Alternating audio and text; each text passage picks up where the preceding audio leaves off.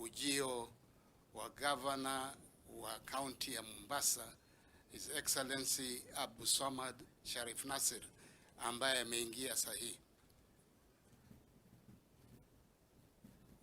Your Excellency Abdulswamad, well, you have just come in time. Wacha nikukaribishe uamkue wananchi na upate kutoa rambirambi zako.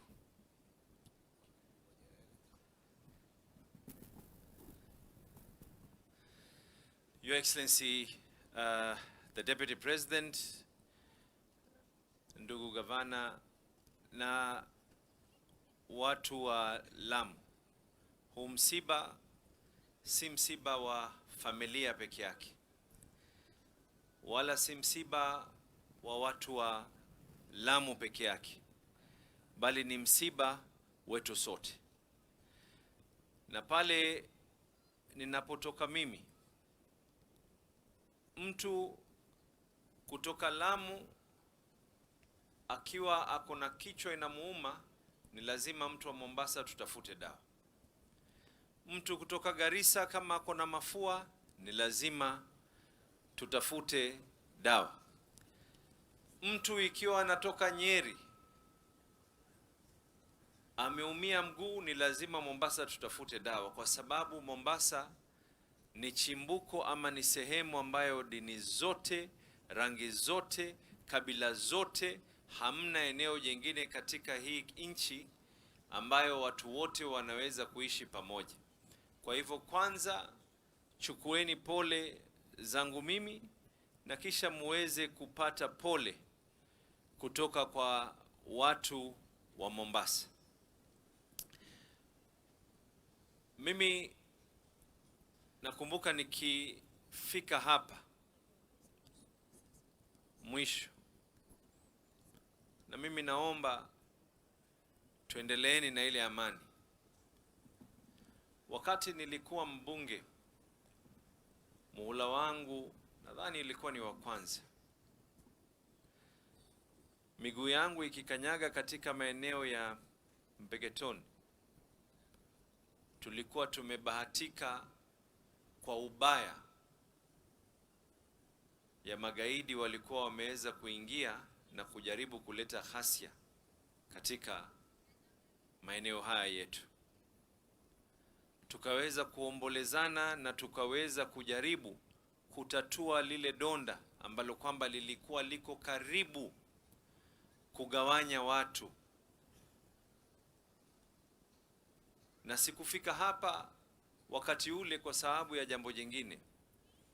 Nilifika hapa kwa sababu najua umoja wetu, bila ya kujali ya kwa wewe ni dini gani, wewe ni rangi gani, wewe ni kabila gani, bora wewe ni mwana pwani, mweka hazina, ni mtu unafanya biashara katika eneo la pwani, ni mtu ambaye umeweza kuzaa watoto wako hapa katika hii eneo ya pwani, ni mtu ambaye uko na makazi yako hapa katika pwani, wewe ni mpwani. Hapa sisi tunaamini ya kuwa tutaendesha mambo yetu bila ya ukabila wa aina yoyote.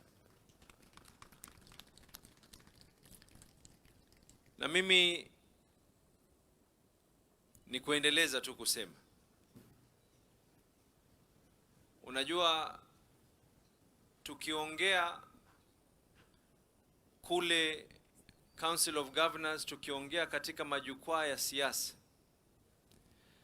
na tukisema ya kwa rasilimali ya pwani pia iweze kufaa wa pwani, hata hawa waungwana walioko hapa, wao pia wanatumia maboti saa nyingine kwenda kutoka sehemu moja kwenda nyingine. Tukiongea katika Council of Governors na Commission for Revenue Allocation, ya kwa hesabu ya pwani lazima iweze kuingilia na ile mambo ya maji na mambo ya blue economy. Hatuzungumzi habari ya lugha ya ukabila, wala hatuzungumzi habari ya lugha ya jambo jingine lolote. Tunazungumza habari ya watu wetu. Tukizungumza ya kwa bandari, ni lazima iweze kuwafaa watu wa pwani. Leo hii Lamu kuna mpangilio ya kuwa port ya Lamu iweze kunawiri zaidi. Shimoni kule Kwale kuna port ambayo kwamba inajengwa. Mombasa tuko na katika port kubwa zaidi Afrika nzima. Hatumaanishi ya kuwa tunataka awe lazima awe ni kabila hii ama rangi hii ama dini hii. Bora wewe ni mtu ambaye kwamba ni wa eneo la pwani. Narejelea tena na tena na tena na tena, kwa sababu kwa bahati mbaya binadamu sisi tuko na tabia ya kusahau. Ndio maana Mwenyezi Mungu akatujalia tukawa na akili, ile kalamu nyuma iko na raba, kwa sababu saa zote tunasahau, tunaandika vingine tunafuta. Na hata hawa ambao kwamba ni viongozi wa dini watakubaliana na sisi, ni jukumu letu kuweza kukumbushana, na tutaendelea kukumbushana. Neno langu ambalo nimeanza nalo na ndile ambalo kwamba naendelea nalo, siasa zisiwe ambao kwamba zitaweza kutugawanya sisi kwa misingi ya rangi, dini wala kabila. Maendeleo yaende katika maeneo yote, na tukiwa tunapigania watu wetu wote. Kila mmoja anastahiki na anastahili kuweza kupata rasilimali za pale alipo. Kwa hayo mengi, nichukue tena fursa kuomba familia kuwapatia pole.